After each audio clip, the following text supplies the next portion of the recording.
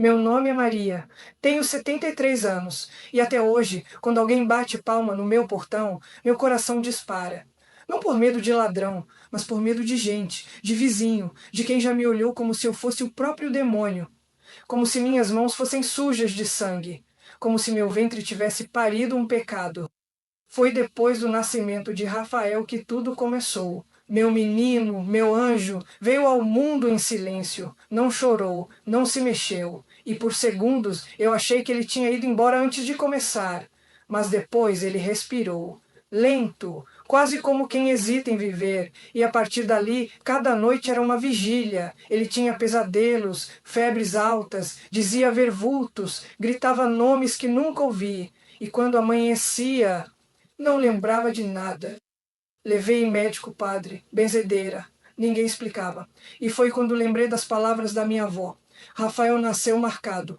Marcado pela escolha que você fez. Porque lá atrás, quando decidi seguir sozinha, quando rompi com o que a família queria, quando me neguei a seguir o ciclo, disseram que eu tinha assinado minha sentença, que o preço viria nos olhos do meu filho. E veio. Mas eu não aceitei, nunca aceitei. Comecei a estudar, procurar, buscar respostas. Vasculhei livros antigos, aprendi sobre rituais de libertação, sobre quebra de pactos, sobre a força da palavra de ter fé, fiz orações que ninguém ensinava na missa, acendi velas que não eram brancas, usei ervas, entoei cânticos que aprendi com uma senhora do sertão, tudo para libertar meu filho. E foi aí que começaram a me olhar diferente. Primeiro cochichos na rua, depois afastamento. As mães proibindo os filhos de brincar com Rafael. Um dia, voltando da feira, encontrei um bilhete preso no meu portão. Feiticeira, vai embora. Rasguei, fingi que não era comigo, mas era sim. Você já foi tratada como maldição viva? Já tentaram apagar sua fé só porque ela não cabe na caixinha dos outros? Já sentiu o peso de lutar por amor e ser chamada de bruxa? Se isso te toca, se te lembra alguém, deixa teu like, se inscreve no canal, ativa o sininho e compartilha, porque essa história ainda vive em muitos quintais por aí. A gota d'água foi no batismo do meu sobrinho. Fui barrada na igreja. O padre, que me conhecia desde menina, disse na frente de todos: "Você não entra aqui. Aqui é a casa de Deus." E eu perguntei: "E minha casa é de quem então?" Silêncio, só olhos me furando. Rafael, pequeno, não entendia, mas sentia. Sentia que o mundo nos queria longe. Sentia que a mãe dele era vista como ameaça e chorava. Chorava como quem sabe que carrega um fardo que não pediu. E foi nesse choro que eu fiz minha promessa. Prometi que ia tirar essa marca, nem que isso me custasse tudo. Mas o que fizeram comigo depois me deixou entre a fé e o fogo. Naquela semana, as vizinhas pararam de me cumprimentar. Algumas mudavam de calçada quando eu passava. As crianças imitavam rezas e se benziam quando viam Rafael. E uma noite, encontrei galinhas mortas no meu quintal, amarradas com fita vermelha, com pena espalhada no portão. Era um aviso. Um recado daqueles que não precisam de palavras. Eu não tinha medo do sobrenatural. Tinha medo do natural, do ser humano, do que ele é capaz de fazer quando acredita que tem Deus do lado e que você é um diabo. Rafael começou a ter crises mais fortes. Desmaiava, chorava sem motivo, apontava para um nada.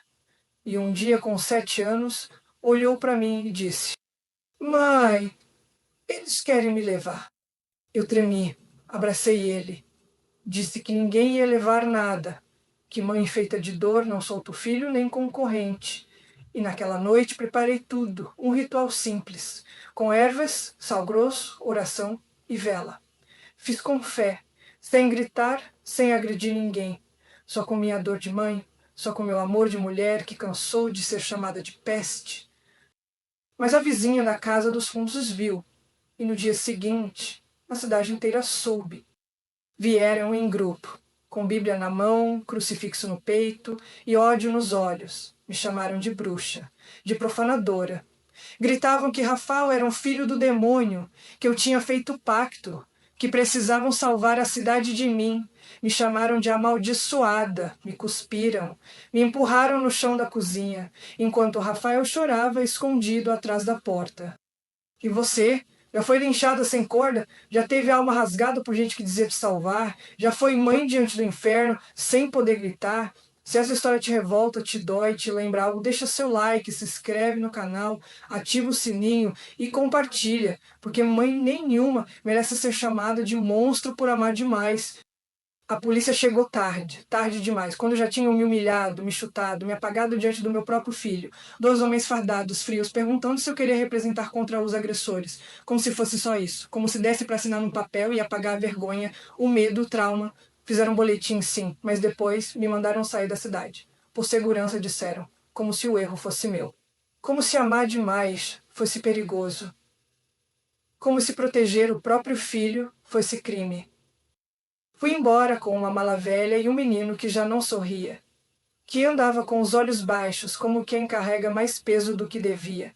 Um menino ferido por dentro, ferido pela fé que nunca abraçou, pelo preconceito que o marcou sem ele entender por quê. Ferido pelo ódio que se esconde atrás do altar, que prega amor enquanto julga com fúria, que bate com a cruz na mão. Chegamos numa cidadezinha do interior, simples, esquecida, onde ninguém sabia de mim, onde ninguém me chamava de nada. E pela primeira vez em muito tempo, a gente dormiu em paz. Mas paz não é cura, paz é só pausa.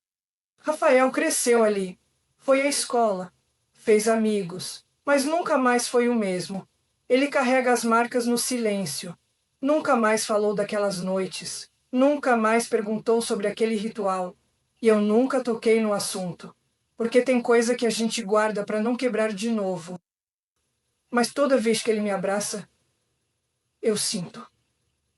Sinto que ele sabe, que ele lembra, que ele viu, que mesmo pequena, com medo fraca, fui eu quem ficou. Fui eu quem enfrentou.